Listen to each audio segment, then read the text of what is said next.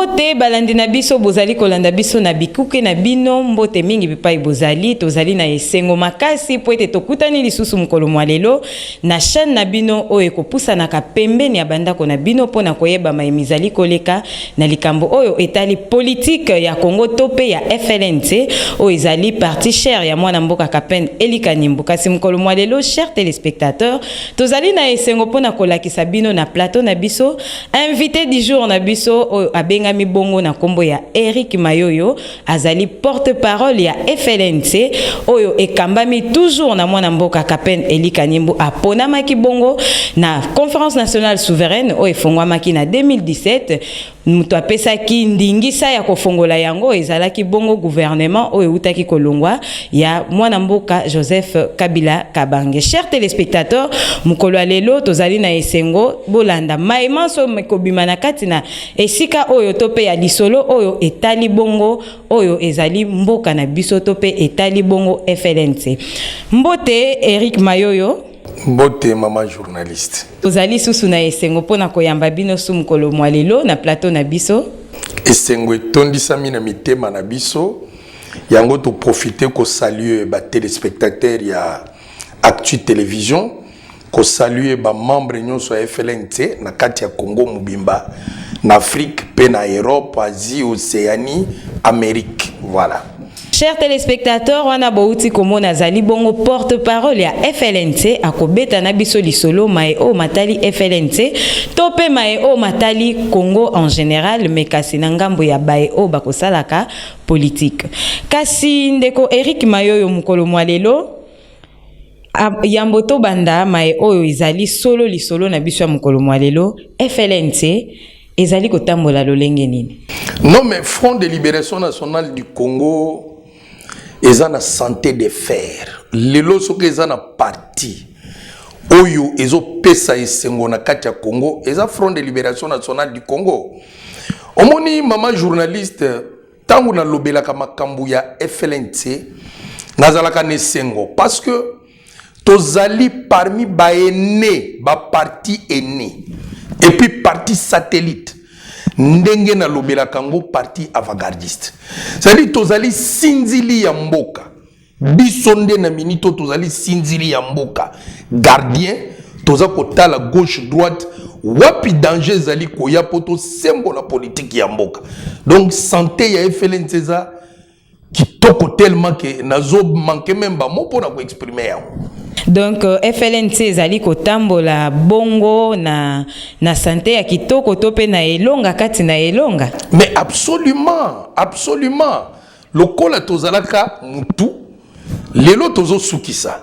Donc eza lokola alpha omega to bandaki tozo clôturer masolo mikolo ya ko sambeza te. Donc wana tokozonga na lisolo o etali FLNC mais kasi liboso tokozonga nanu na ngambu o etali politique ya Congo. Mwana mboka Eric Mayoyo tomonaki procès ezalaki bongo ya 100 jours oyo mwana mboka Vital Kamerhe azalaki comme accusé na kati ya procès wana pe asambaki pe tomonaki justice ya mboka na biso lolenge katelaki ye bambula to pe ba peine na ye o akoki kosala na kati ya prison. Mais kasi mukolo mwa lelo toyo mona ndeko Vital Kamerhe azali banda FLNC. À part FLNC, ton ngambu ya yomoko étant que politicien, on moni likambo yango ndenge ni. Bon, likambo yoza kopesa soni na mboka. On a français to lobi opprobre. C'est-à-dire et plonger Congo na kati ya soni. Mais pour to retracer historique pour to koma na makambo ya Kamerhe, vous vous souviendrez que tango président azo sala ba voyage na touristique a komaki na États-Unis aketi na Banque mondiale pe na Fonds monétaire. Puna tango akeko senga komandie misolo.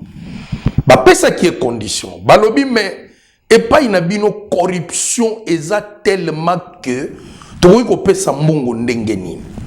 Voilà na kati ya laboratoire na bango ba yenanu ba bimisi IGF. Ce qui est normal. Mais musalo ba pesi IGF c'est comme si il y avait une mission précise avec des cibles au bas visa qui déjà. Donc, na kati ya makambu wana Vital Kamerhe pe akoma ki ciblé. Pourquoi? azali mbanda ya politique munene ya président Félix.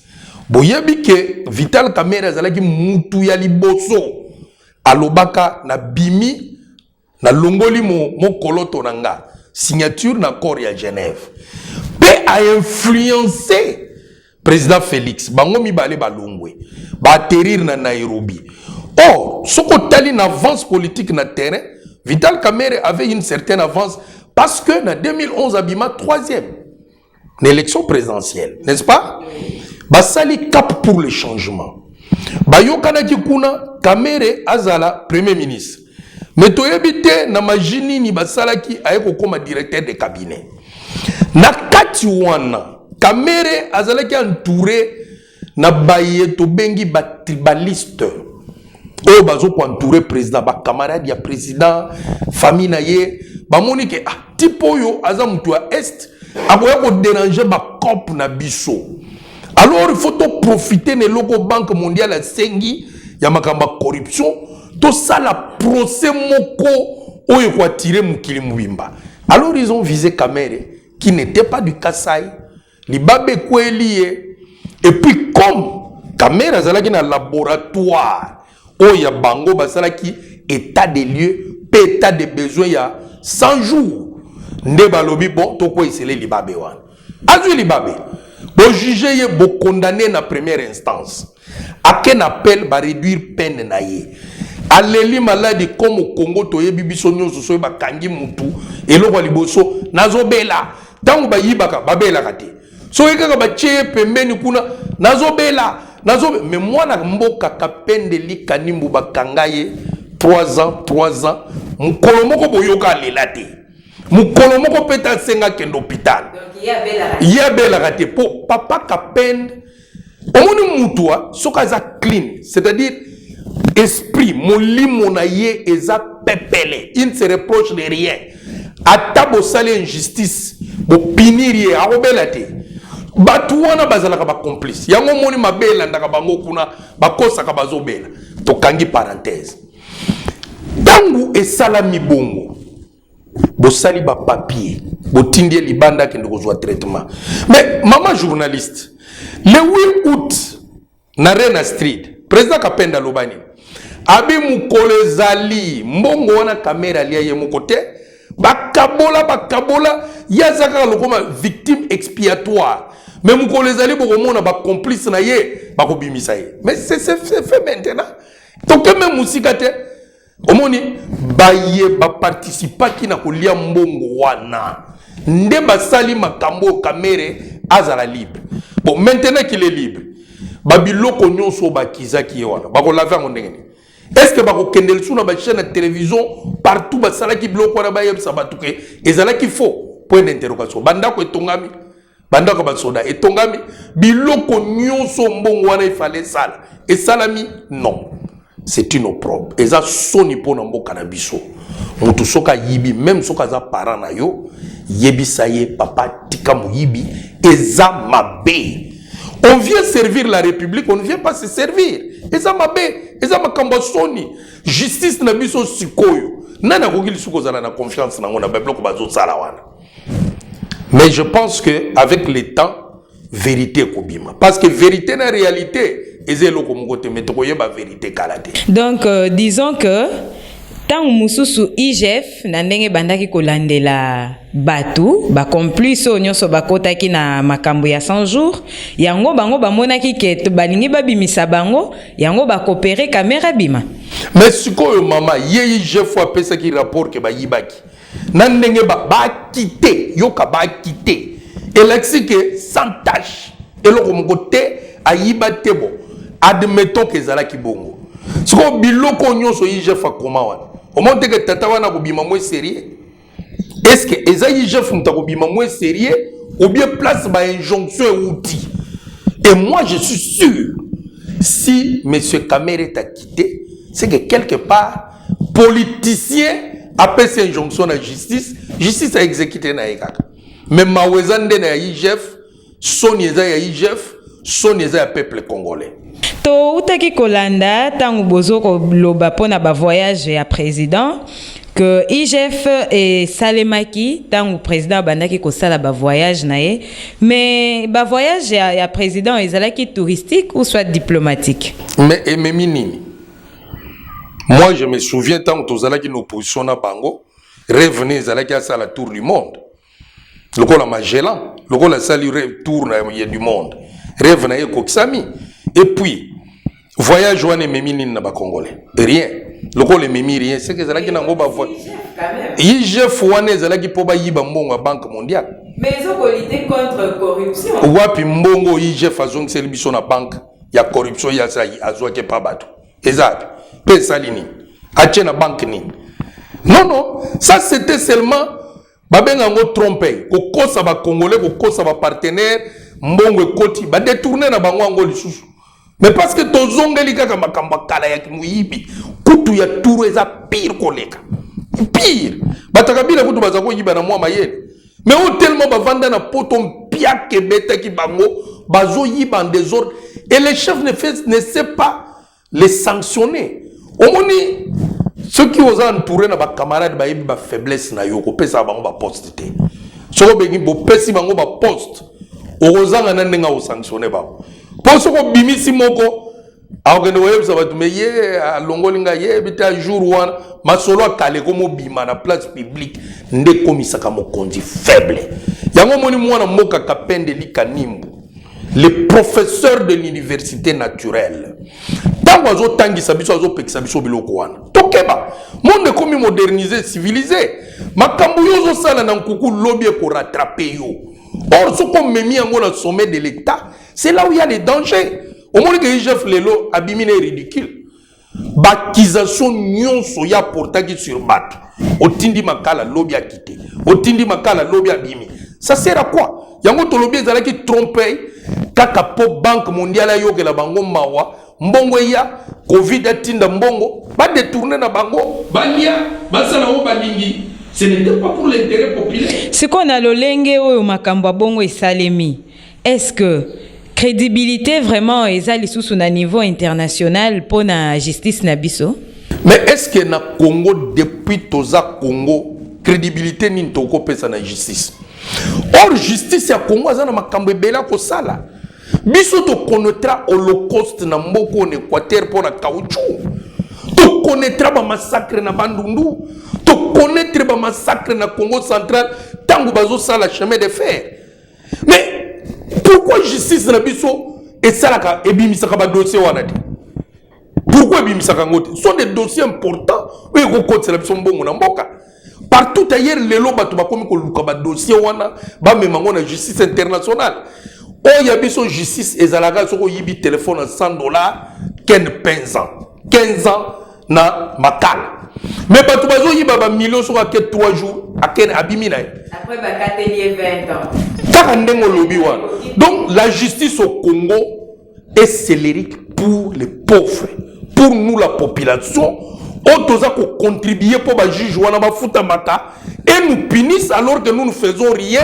Mais batubazo yiba mbongo bako matela bango ba salaire bakoma ko sala cop na bango. Ba beti 10 ans bangi boyaka na 1 million. 1 million côté na compte lobi bomonier, il roule carrosse, il commence à boire des champagne. Et tout ça baza ko mona biso ba bololé même kolezali toko koma ba patron bango ba ko koma ba bololé awa mwana mboka kamere azali libanda to yebiete déjà ndenge ya bandi boye peut-être akoki ko se lancer déjà na ba activité politique. Mama journaliste même yemoko kulutu nanga kamere fwa yo kanana ta moi soni muke omoni mutu soko uto kwe na vélo na balabala okoyoka moi pasi eko senga ozonga na ndaku ba maseyo ozwa temps mikolo wana mutu normal ko banga pe ko kumba vélo. Est-ce que kulutu nanga ko vanda na mukete po wana ba pakola ke za soni opro ozo tambola na soni bana ba camarade ya bana na yo ba yebike papa ya camarade na biso ayibaki bangonde ba yebisa biso ga yibi ata ba kiteye mais yo zo sur $1 papa na yibate akopema Est-ce que vraiment politique ya mboka nini bato bape makate? Vous avez tenté aussi mbate. Tiba kangyo muyibi. Balobi bon, toyokeli o maroyiba kite. Mais fanda liaka muke mko yozwa ki wana. Tika nanu baninga musuba sala musala. Donc soki tolandi malamu Vital Kamerhe avant ya ko se lancer na ba activité politique, il faut apema selon ndeko Eric Mayoyo. Alongola soni wana ta 5 ans a se fasé nanu batu parce que batu omoni batu bazo tambola na kanda na ye mutu mususu oya sala ye mabe peut-être azalaki ne pe innocent oyebité. C'est pourquoi il faut s'effacer à un moment donné babosa na yo nanu ero ko ya ko zonga do expliquer batu pressé ya nini na yo galinga sala meeting pour alobani. Depuis ba vota bango na président Félix ba sala meeting te pour expliquer aux Congolais pourquoi. Mais le passé est bon ba maraté. Et rattrapaka batu mama qu'il se repose oso zui oza ko luka moi mpifo pema ba bossa na yo nan pour les lois diviser même ba Congolais acquittement na ye et diviser même famille politique ya président de la République. Bien sûr qu'il se repose un peu batu ba bossa na ye topé sa Congo solution. Parce que ce cas continue à apparaître, je vous dis, un jour il y aura des règlements de compte. Mais ce qui est classe politique et Kabouani, bon, FLNC Zakasinangambuni. Nous sommes du côté de la justice. Commission, il y a bien mal acquis. Na assassinat de Kozonge la dossier wana. Ndeto comment on a clair. La conférence arrive avec les résolutions. Il y a une commission de bien mal acquis. Ouais, tikala en suspens. Ndeko zongi sa makamu nyonso wana na mesa to mona clair ya bakitema nyonso na ya ba miyibi ya mikolo. Mais soki tolandeli wana tokoti na makambo ya FLNC, deux commissions assassinat na bien malaki. Mais est-ce que babiloko nyonso bazwaki na FLNC na kati ya conférence o ifongwamaki na 2017 elekaki na deux chambres? Mais maman journaliste, oyebi Congo eza mboka moko organisé. FLNC, oyazoki mutu ya train na makambo yo, nous sommes un parti très bien organisé. Il y a des commissions qui le sala keza pour recueillir ma vie, il y a population, ma dossier, makambo belé. Zela loko la transition zo kotawa, okomona makamba congolais bako sala. Na batu bako kama o. Yo osala makambo ozwa même lupango ya bato vanda tranquille oye bakate dossier wana ko bima kuna na bien malaki na assassinat. Et s'il arrive que na kati ya FLNCP kombo ya mutu moko o yazalaki na kati ya dossier wana ba bien malaki ebimi. Douralet c'est de l'ex. Douralet c'est de l'ex. Soki ozali mo continuer FLNC okutani na mbeba wana. Loi ko frapper yo. On dit il n'y a pas de dirigeants forts. C'est la loi qui doit être forte pour gérer les intentions et mater la velléité de la dictature. Ce qui va être commis fort, l'oué koufi. Il y a une même constitution, bazo tambola likolo na ngondenge ba lingi mutako respectant ngoza parce que nous voulons des dirigeants forts. Or nous devons avoir des lois fortes. Yango moni ba boyaka les deux commissions wana n'époque ya maréchal. Mais cette fois ici, ils ont coupé la commission pour pour te redresser un peu. Mais disons que la Katia Ndaku papa a exposé à moi na te. Ce qui est na Katia ba bien malaki wana Congo ya mutu moko ya FLNC bimi FLNC ko exposé o asali mutu na ye. Papa a exposé à moi na te moi na ndé a exposé à papa. Le président Kapende vient pour réussir son mandat. Il n'a pas de compromission à faire avec un enfant voleur. Même si c'est moi qui parle ici. La loi doit me condamner. Papa vient. Tala, maman journaliste. Dans l'Obakango, papa Kapenda m'a beaucoup pembé. À gérer l'époque à Kassavou Bouté. À gérer l'époque à Mobutu T. À gérer l'époque à Laurent T. À gérer l'époque à Joseph T. Non plus à président Félix. Mais dans la bamboka ya Tamboli, bazu sécurité. Bazo ba gouvernement malamu toko tanga Afrique australe mobimba presque aux yeux Angola c'est le dernier pays. Il a fabriqué des dirigeants locaux là balula. N'en parlons pas. Bazebeli. Mais na benga ke maboko pembe. Soko yo mwana o s'attacher na maboko pembe. Mais répare. Soko bongi cité yebisanga vraiment. Océan et bois kaka salité.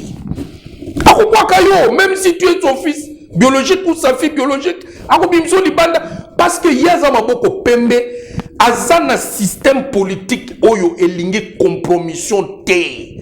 Mais ce qu'on même aux amouana na asalani à protéger au nom de quoi? Non, c'est la loi qui va faire son travail. Ce n'est pas le président de la transition qui fera le travail. Donc FLNC ezali koluka justice oya solo. Mais bien sûr maman. Vérité tambola na kati ya Congo. Moni union de neutralistes indépendants ezali penser ya tata Nzambe. Lolenge balingela ki mukili etambwisama. C'est-à-dire na bopeto nyonso, na polele, na sembo, na bolingo. Siko yaza gardien du temple, azo tambola na mibeko wana boye. Yo lingi akufa kendeli felo pona mwana moko brebis galaise. Mais je pense qu'il sera un mauvais parent.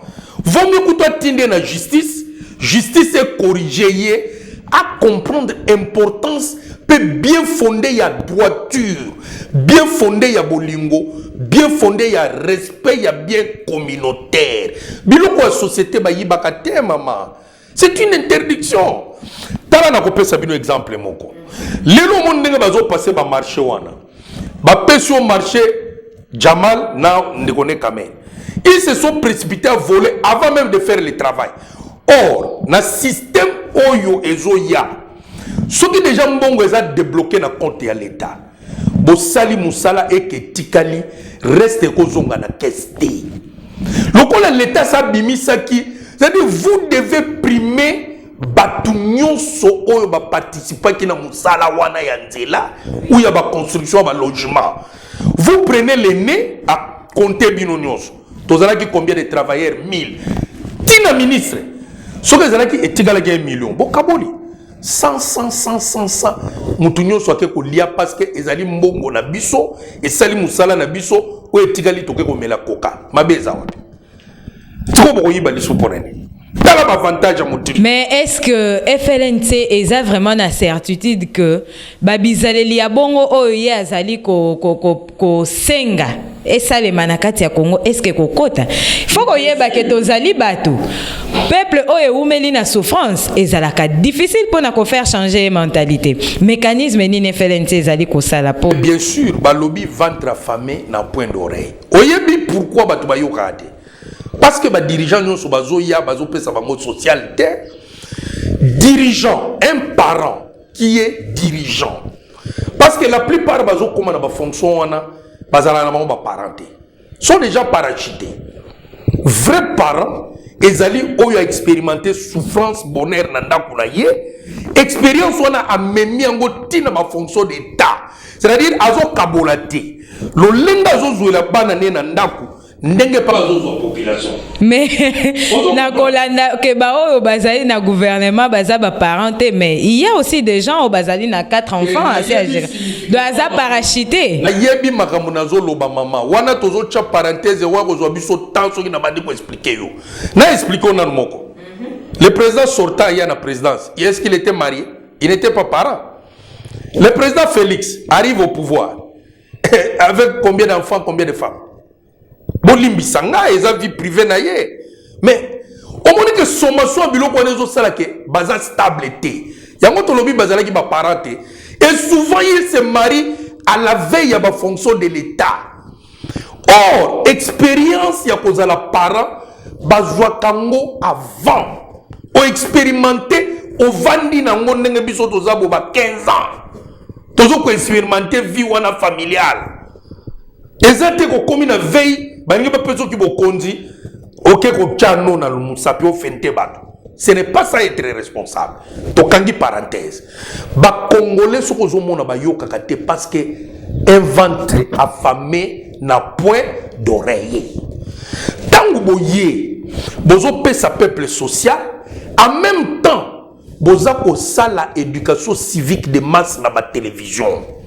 Koto bozo la sa peuple musala bo pesi ekolia bozo la ndenga ko tonga be école comment ko se prendre en charge wana nyonso kaka na ba minéraux na biso na ba richesse na biso toke ko défater au lati congolais que tu es maître de ta terre les diamants l'or coltan qui est ici t'appartient lokola toteki yango mbongo ye tonga ndako na yo akolala mbongo yango tonga école na yo ya kotangela mbongo yango tonga hôpital na yo mbongo ya maintenant moni muto azongi conscient bi on m'a remis mon pouvoir ba responsabiliser ngai bazongi singa muntu lokola sko ba pesinga moko responsabilité na fongola matoi c'est alors que akotuna mokonzi alobi nini alobi bayibaka mbongo ale oui soki na yibi moyen azwa lisu ndako ya boye ekozala te mais soki ye aza na ndako te aza locataire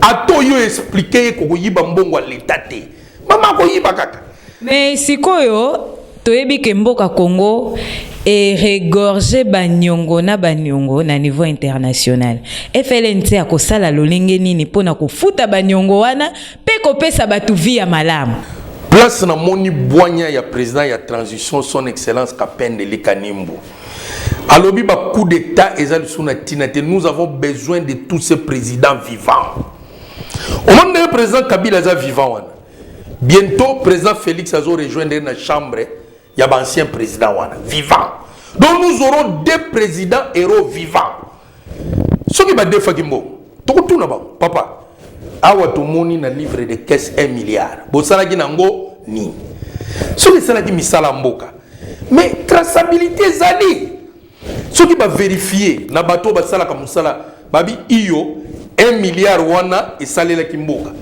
mais tokozongisa mais soki yo zwa yango sali ba compagnie na yo sombi ba soulier otongi banda ko étage oza vivant mais tokotinda balobi il est vivant bokende kozwa ya futa nyongo ye moko azwaki lenda exposer wana boko exposer muninga ça ne fait pas yo ke ko defa mbongo na kombo ya l'état mais comment ozongisi te et servir l'état te et servir peuple congolais te soko biso tozwa nkita bana Congo futela individu nyongo yango moni boanya wana bazala vivant mutu na mutako ya ko gérer actif na passif na ye.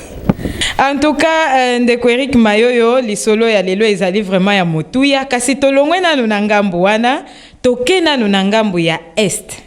Mboka na biso ezali mboka moko etonda nkita ezali makambo ebele bapaya bakoyaka butu na moi.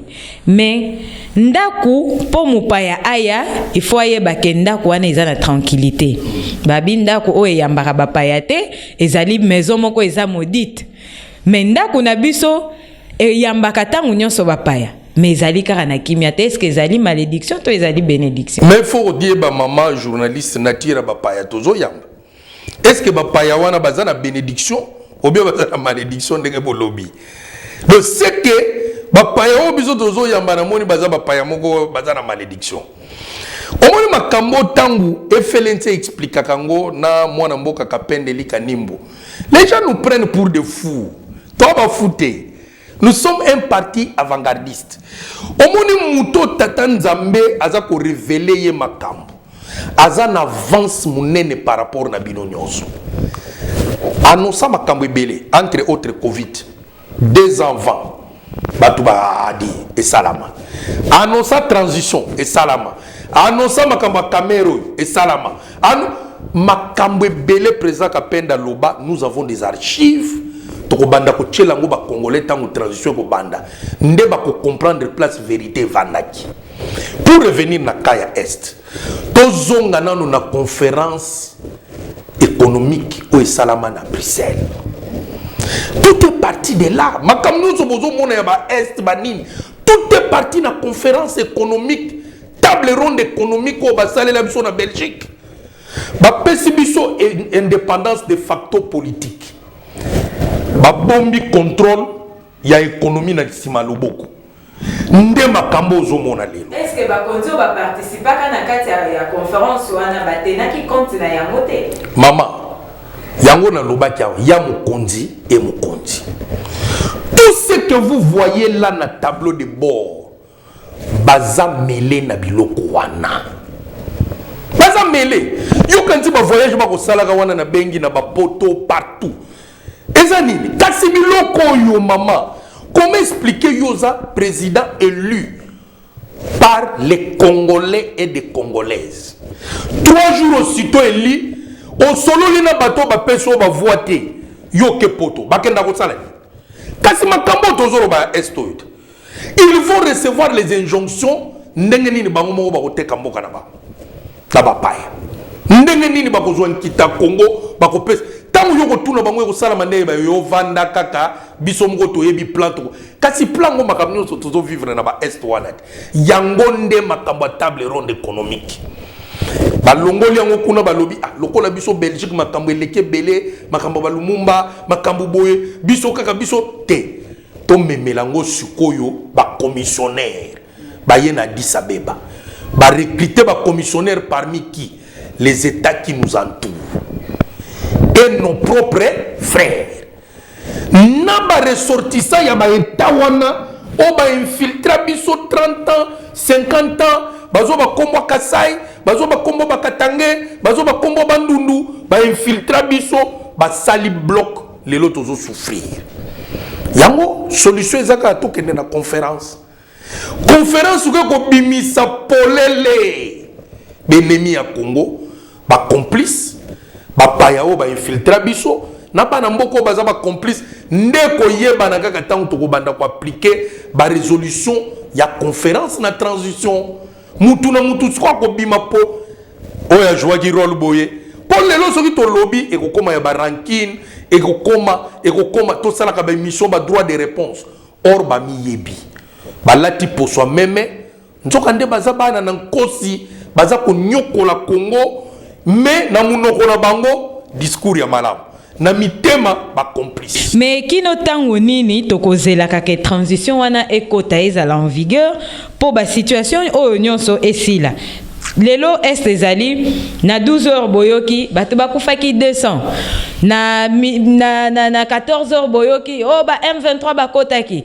bokoyoka lisusu ADF salaki boy vraiment kino tango nini FLNC ekopesa kimia awa boutaki koloba le président Kapendeli Kanimbu apesa kimia na bamboka ebele mais pona nini te akoki ko utiliser le même kimia wana apesaki pour apesa ngo na minute oyo na Congo po ete bana est batika kolela n'époque il y a président sortant Joseph Kabila Kabange kunda batwara bimao ngai nana sousai mais c'est le président Kapende il y a des preuves mais ta mère a perdu poste na ye na parlement wana ponani katima kambwana nana kolobela président Kabila yebi ke challenger na ye manda na ye eza président Kapende aya ko kumisa yeke bon ndenge za boye mutakangeli nga kunda batware c'est Kapende mais quand même il faut reconnaissance ça kolobate parce que yazala qui complice kunda batware wana a lobande mais si lui Kabila l'a fait 18 ans dans ce pays président qui était le gardien du temple c'est Kapende Dikanim si aujourd'hui le président Félix résiste là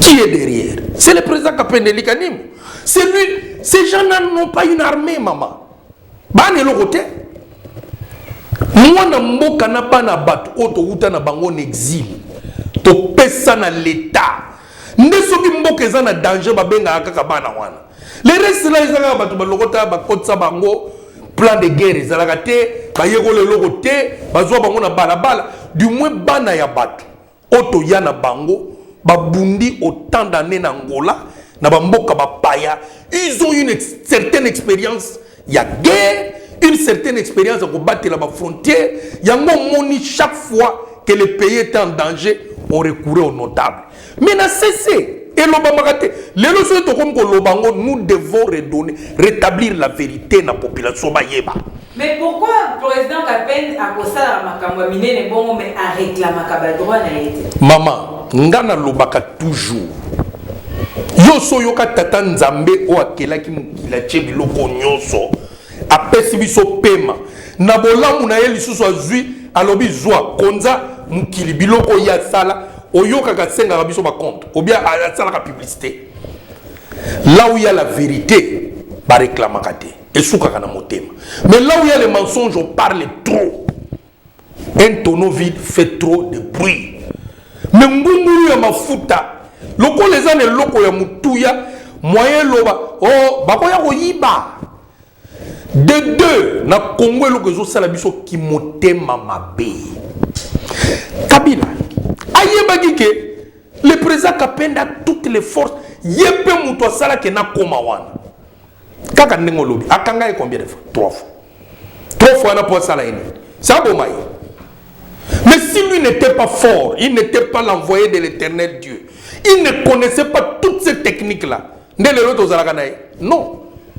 Félix Aïe, abengi biso toke consultation.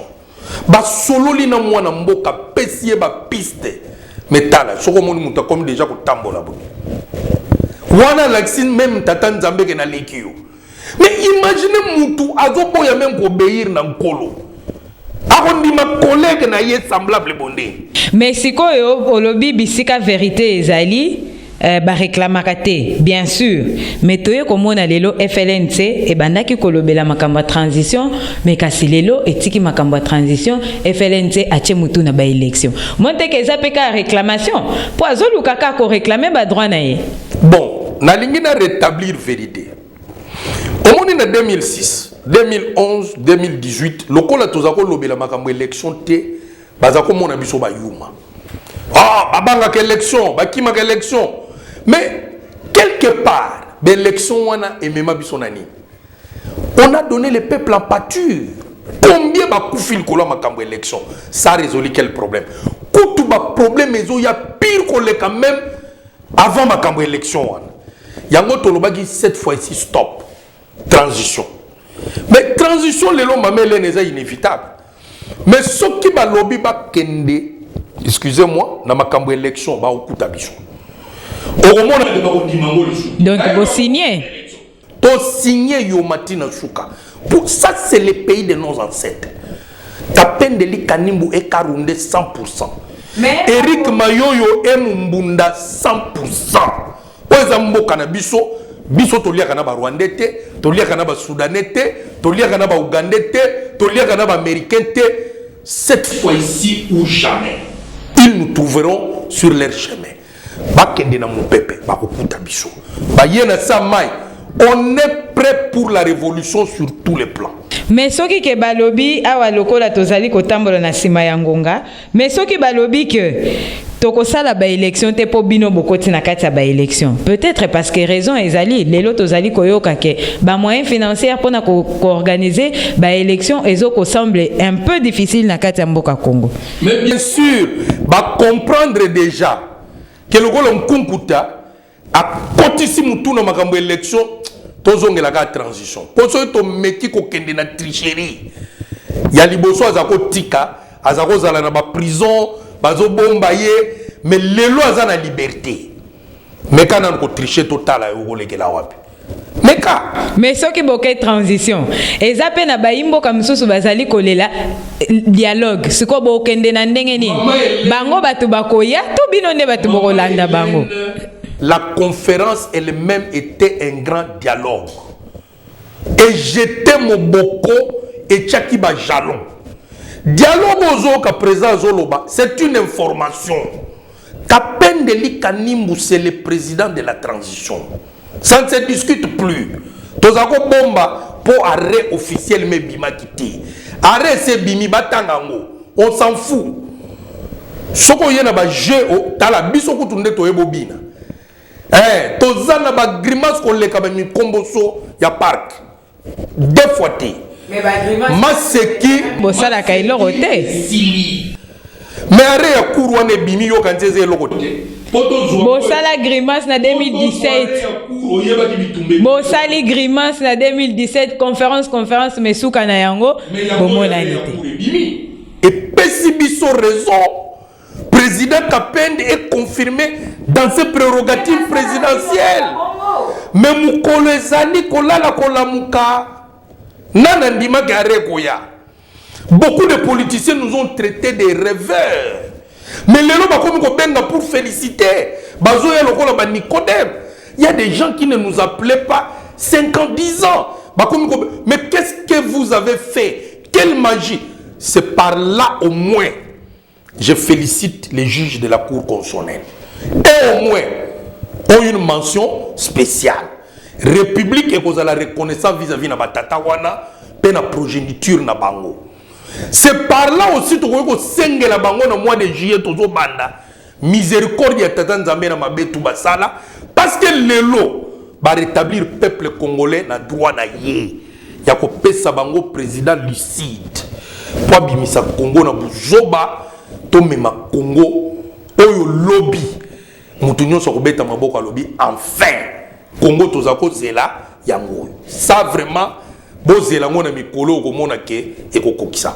Ndeko Eric Mayoyo en tout cas lisolo ezali ya motuya makasi malgré télévision ezali ngonga mais kasi baimbo kabazali kolanda bino mais na ngonga oyo lisusu na mwa minute ya muke oyo totikali na yango to beta mwa lisolo ya affaire oyo etali corps ya Lumumba balobi ezalaki na mutu atikalaki na lino ya Lumumba nde il fallait ba restituer ezala comme signe ya pardon na bakolo na biso makambo basalaka biso nde bazongisi yango likambo wana étant que politicien oza omoni yango lolenge nini eza mawape soni commerce comité na bibembe komona que dans une république fond de commerce comme bembe est-ce que bembe ya tata na bino bokoyo ke lango mawade tala maka Lumumba wana aya retard na table ronde azalaka wapi baloba azalaki na prison aya retard bazako sola makamni na vaya ya kuna ça c'est un des deux bon na yabité mutu azwa lino ya Lumumba wana azwa lango erni bon balobi na biso baboma bango na zamba na mulili o chombe sala boye so ye mutu wana lino wana kendeki ko fuye makasa po azwa la kangonde. Bon, maman, toza bantu. Linu ya mutu eza lokolo zo bombe bembe. Moi, je ne vois pas qui peut garder les reliques ou les restes humains ya mutu akufa mukili mumbezo lobelango pendant 61 ans. Abanga kana ete.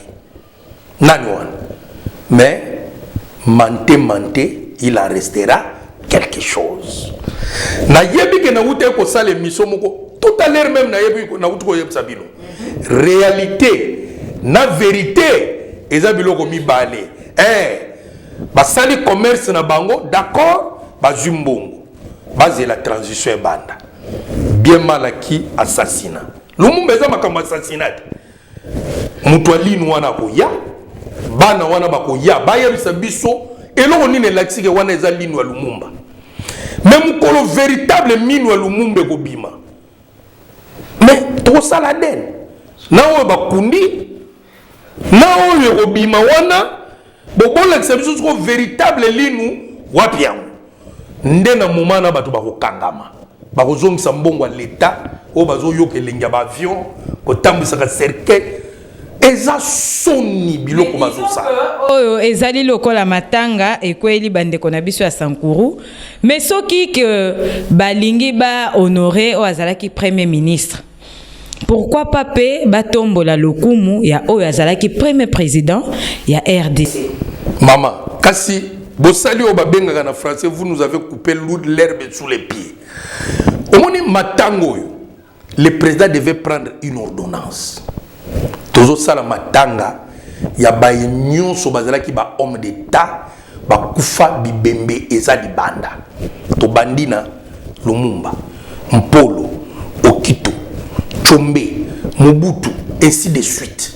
To sangisi na président Kasavubu, on fait les matanga une fois pour toutes. To bango nyonso na baza presque même génération. So yo bandi ya lin. Lobi tango famille Mpolo no Okito bako exiger. Boko sala ya. Lobi tango biso pe to déclarer ya Chombe, boko yela biso linzaka. Mobutu kutu chance ye nzoto mubimbezali. Bon, ce que président Kasavubu na yebite so kune logo ezalaka lisusu.